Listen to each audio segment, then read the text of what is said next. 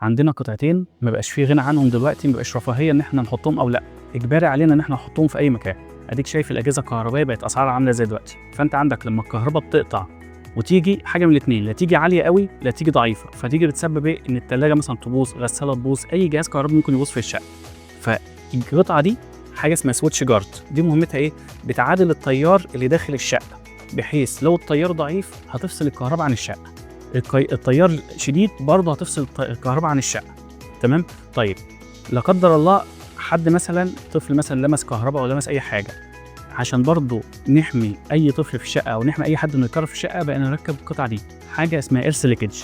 الايرث ليكج دي عندها حساسيه عاليه جدا من اي تسريب كهرباء، يعني مجرد ما يحصل اي تسريب بالكهرباء بسيط جدا جدا جدا، هي دايركت ويروح فاصله الكهرباء عن الشقه كلها.